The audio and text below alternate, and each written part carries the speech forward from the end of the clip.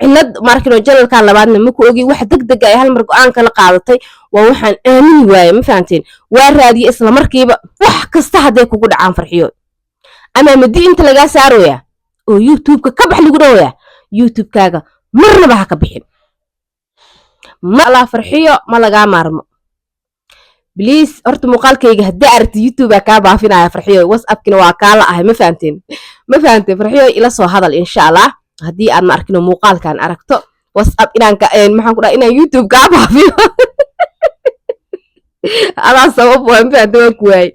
waana ka warware qof walaalow dib ku dhacayna ma u aamusi kartid ma fahanteen marka walaalayaalow farxiyo maxaan ku dhahay share dhiiga looga yaray Facebook meel kasta laga hadlo dabcan asxaab badan ku xiran qofka hadaa xataa fariin qoraal u reebtay soo kugu arko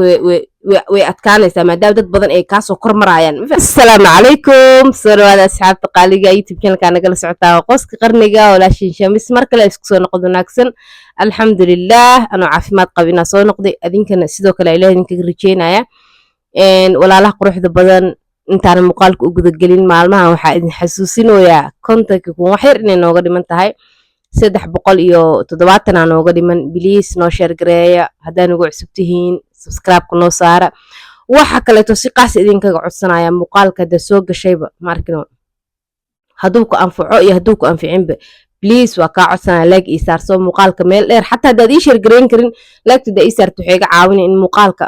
qolada youtube-ka isi share gareeyaan oo Soomaalida kale ay igu bandhigaan jazakallahu khayr dhamaantiin soo dhawaada maanta waxaa idin wadaa run ahaantii arrin ma arkino aan aad uga naxay oo gabar walaashay ah in aadinkana dhiirigelisaan oo u soo duceysaan anigana sidoo kaleeto halkan dhiirigelin iyo duco ula fadhiyo arrin kale ma ahan saawad ognahay ba farxii tawakkal waa taqaanaan gabar walaasheen oo maasha Allah oo bulshada ma arkino qisooyin qurux badan iyo vlogyo iyo routine maasha Allah soo gudbiso aad loo jecel yahay waaye hadda ka hor maray youtube-ka iska dhaafi rabtay haddana alxamdulillah way ku soo noqotay farxii tawakkal maxaa ku kalifay inay haddana mar kale soo qorto youtube-ka waa iska dhaafaya maxaa sababay inay ma arkino farxiyo arrintan ku soo noqnoqoto oo ma arkino youtube-keeda saameynayso shaqsiyan saameynayso inay youtube-ka waa joojinaya dhahdo inay ma arkino caqabad ka bixi laadahay xiyo mar walba ku soo celceliso youtube-ka waa joojinaya maxaa sababa idinla taa Soomaaliye ma jira qof wuxuu intaas ku soo tacbaayay intaas juhdi soo gelinayay intaas waqti soo gelinayay maanta miro dhalkoodii markuu arkay ee wax faa'iido leh wixii ma arkino u yihiin yacni meel weyn u gaareen ee maanta wax badan ka faa'iideyso bulshadana u faa'iideyso shaqsiyan maasha Allah maanta ay wax badan ka faa'iideyso qofka joojinayuu yahay wuxuu wax ka faa'iidaayay wixii intaas oo sano ma arkino oo waqtiga soo gelinayay riyadiisa ahaa maanta meeshay taagan tahay email ka sii sareysaba inay gaarto maasha Allah farxiyo maanta meel wixii taagan tahay maasha Allah tabarakallah dad badan haysanin meeshay maanta taagan tahay ilaahay ha u barakeeyo inta haysanin Allah siiyo farxiyo waxa mar walba ka dhamaala caqabadaas oo ku kalifaysa youtube-keeda inay dhaafiso inay yacni youtube-keeda dhaafto maalmaha dambena waa la socoteen ayadana caqabad kale taa iska haysatay aad iyo aad run ahaantii farxiyo uga naxay markay soo qortay youtube-ka waa joojinaya labadeeda channel-ba waa iib ya labadeeda channel-ba waa iibe qof kale waxa la soo xiriiro youtube-kan gabi ahaan waa joojinaya ayay farxiyo ku soo qortay barta youtube-ka ay ku isticmaasho channel-keeda labaad farxiyo tawakkal family inuu yahan jeclaa saawad ognahayba maalmahan channel-kaana isticmaalaysay channel-kii hore timaysan isticmaaleen maadaama wadan kale oo ku xirnaa wadan kale loo soo wareejinaa halay dad kale youtube-ka la fahmi karaan markaas oo meel loo wareejinaa channel-ka xoogaa xayisiinta waa laga xiraaya inta uu sal dhiganayo marka asxaabay aad iyo aad uga naxarnaantii arrinkaas farxiyo waa la xiriiray whatsapp-ka ayaan farxiyo kala xiriiray waan wacay farxiyo qadka ma ku jirto dabcan soo aniga itusaayo farxiyo qadka ma ku jirto ilaa xalaa wacaayay ilaa maanta wacaayay ma fahanteen markuu qofka whatsapp-ka qadka ku jiro rinkin oo soo qoraya eray ahaanta inaan ku dhawaaqayo sax sida saxda ma ogi laakiin rinkin oo soo qoraya qofka markaysa qadka ku jirona koolin oo soo qoraya mar waxaa jirto qofka soo qadka ku jiro oo koolin soo qorayo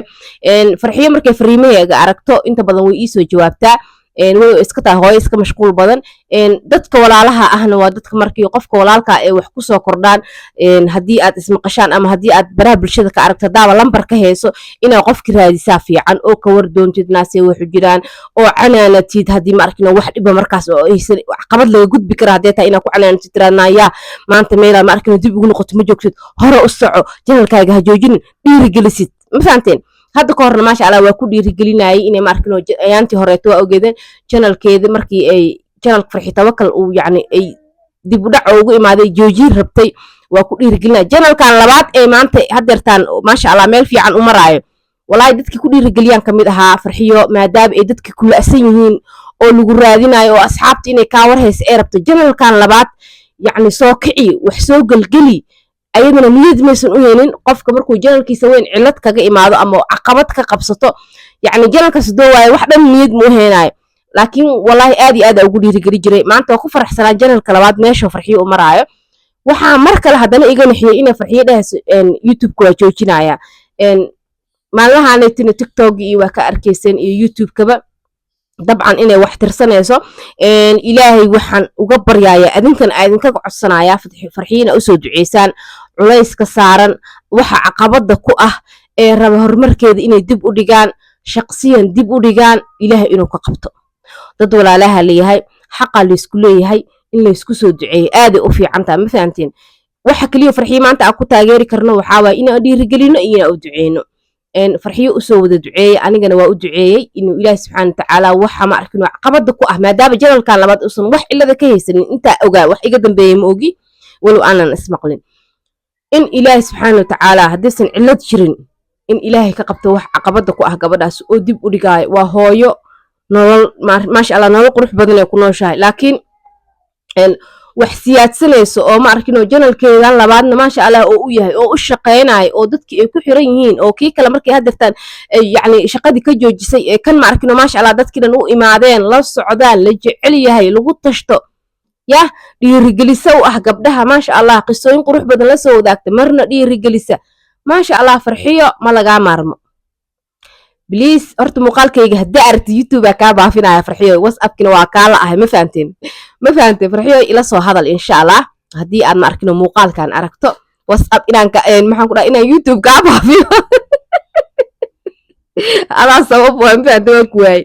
waana kaa warware qof walaalow dhib ku dhacayna ma u aamusi kartid ma fahanteen marka walaalayaalow farxiyo maxaan ku dhahay share dhiiga looga yareeyo facebook meel kasta laga hadlo dabcan asxaab badan ku xiran qofka hadaa xataa fariin qoraal u reebtay soo kugu arka way adkaanaysaa maadaama dad badan ay kaasoo kor marayaan ma fahanteen